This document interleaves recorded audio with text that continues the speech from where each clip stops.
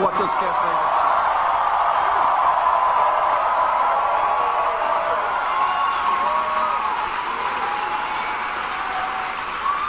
I want to say a word, because I am aware that I am in Kansas. And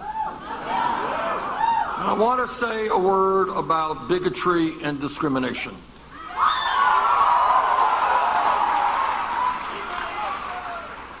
This country, for hundreds of years, has struggled with discrimination and bigotry.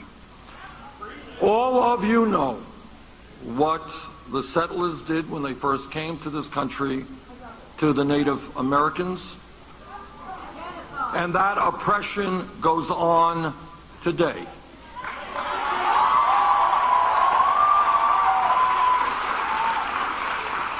I just had the opportunity to meet with Andy and some other leaders in the Native American community.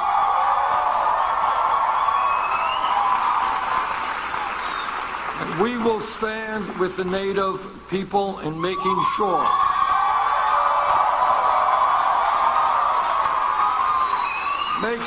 that finally, they receive the respect and dignity to which they are entitled.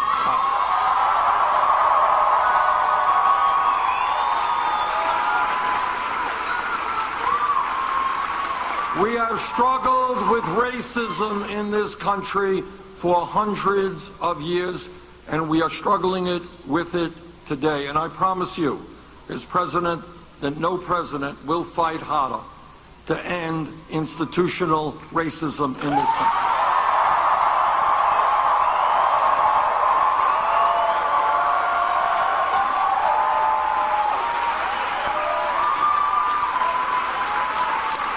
I want to say a word about women's rights. And everybody here knows that 100 years ago, women in America did not even have the right to vote. But women all across this country stood up with their male allies and fought back and said that in America, women will not be second-class citizens.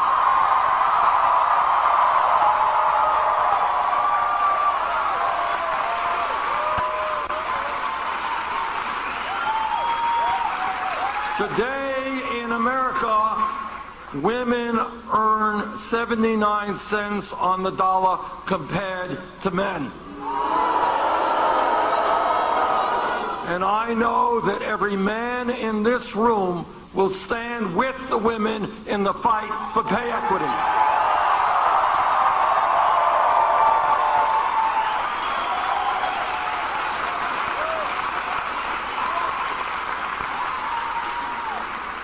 And when we talk about bigotry and when we talk about discrimination, the time is long overdue to stop homophobia in the United States of America.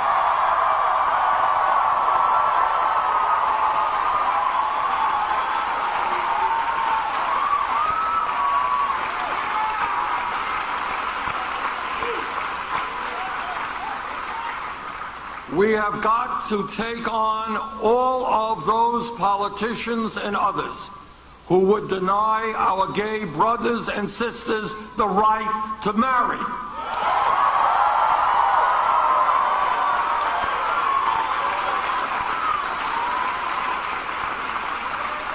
And we have got to fight to end discrimination against the LGBT community in terms of employment, housing, and in other areas.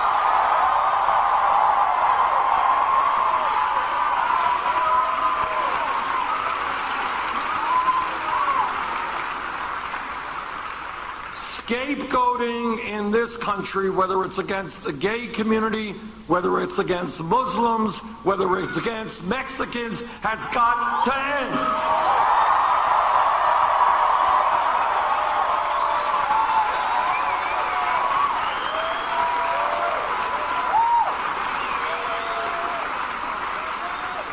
Now, let me tell you, if I might, tell you another story. This is story number 2 for tonight. I know that there are politicians in Kansas and around the country who delight in picking on the poorest of the poor, who think that they can win votes by telling the middle class that they are subsidizing poor children and low-income people. Let me say this to the government of Kansas or any other state government or the federal government. Let's talk about welfare abuse. Let us talk about the major welfare abuser in the United States of America, which happens to be the wealthiest family in this country, the Walton family that owns Walmart.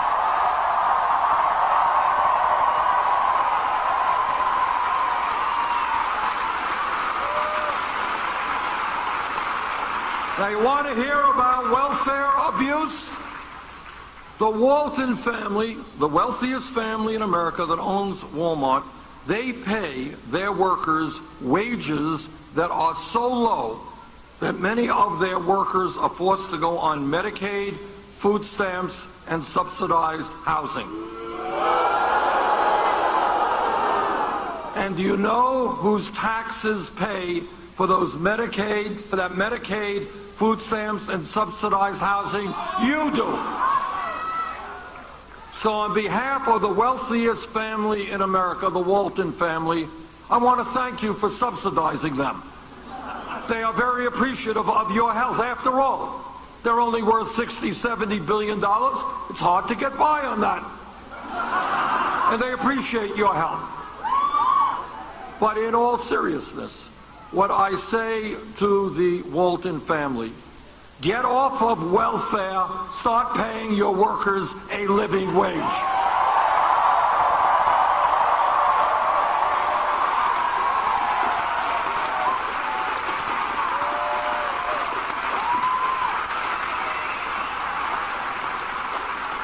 Now, the reason this campaign is doing so well, and it has so much enthusiasm, and I'm so proud that all of you are out here this evening, the reason that we are doing so well is actually we listen to the American people and not just Wall Street and billionaire campaign contributors.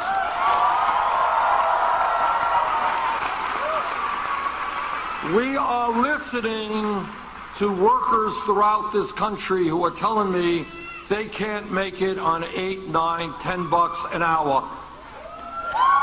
They are telling me that the federal minimum wage of $7.25 an hour is a starvation wage and must be raised.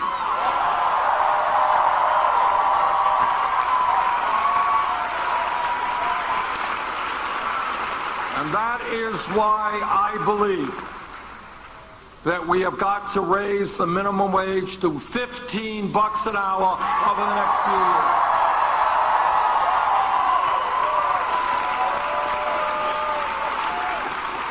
We are listening to senior citizens in Kansas, Vermont, and all over this country who are trying to make it on $11,000, $12,000 a year Social Security. And you know what? Nobody makes it on $11,000, $12,000 a year Social Security.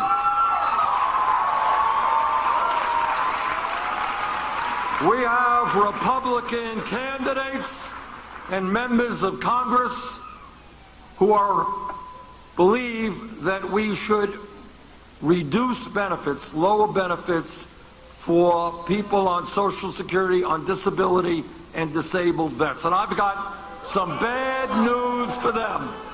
We are not going to lower Social Security benefits. We're going to raise Social Security benefits.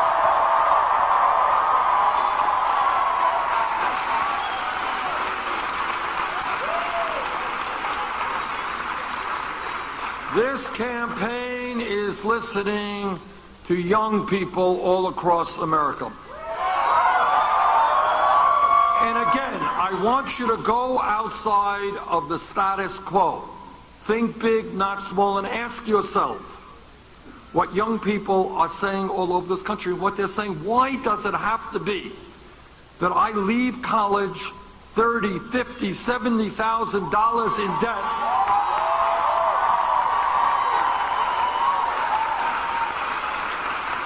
just out of curiosity? How many people here have student debt? Anybody here not have student debt? Well, you're in the minority. You're the lucky few. Millions of Americans, young and not so young, are carrying outrageous levels of student debt. Woman in Burlington, Vermont, dream was to go to medical school. She's now practicing primary health care, $300,000 in debt. Woman graduated dental school in Iowa, $400,000 in debt. My friends, this is crazy stuff. Okay? And again, it's thinking outside of the box, not accepting the status quo. Education, I need not inform anybody in this room, is a good thing.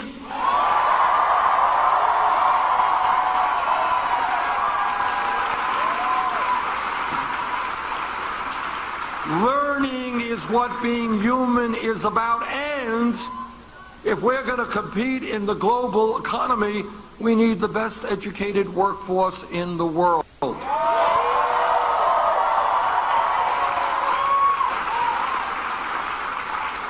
That is why I have introduced legislation that does two things, and will make this happen if I'm elected president.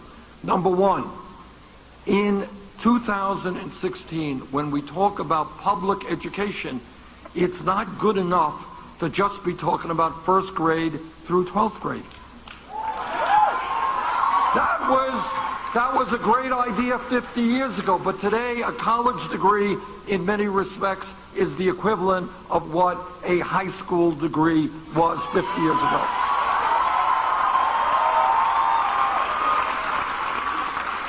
So when we talk about public education today, what we should be talking about is making public colleges and universities tuition free.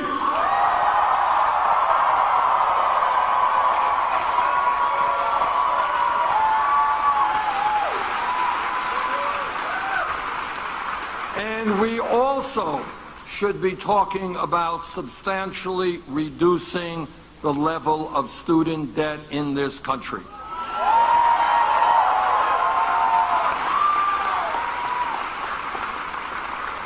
Now, I am often accused by my opponents and the establishment and the big money interests of thinking too big. Imagine that in America we could do what Germany does, Scandinavia does. You know, they invest in their young people because they understand that a well-educated population is what will make them successful in years to come.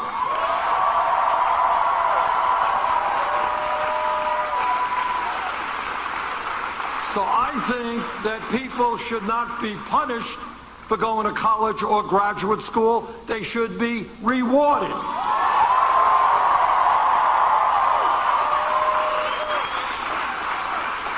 Now, to make public colleges and universities tuition-free and to substantially reduce student debt is an expensive proposition. It's about $70 billion a year. How are we going to pay for that? I will tell you how we pay for it. We're going to pay for it by a tax on Wall Street speculation.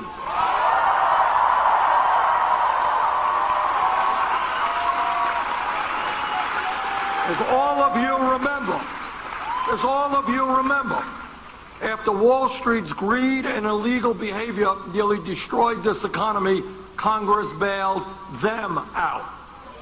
Now it is time for Wall Street to help the middle class of this country.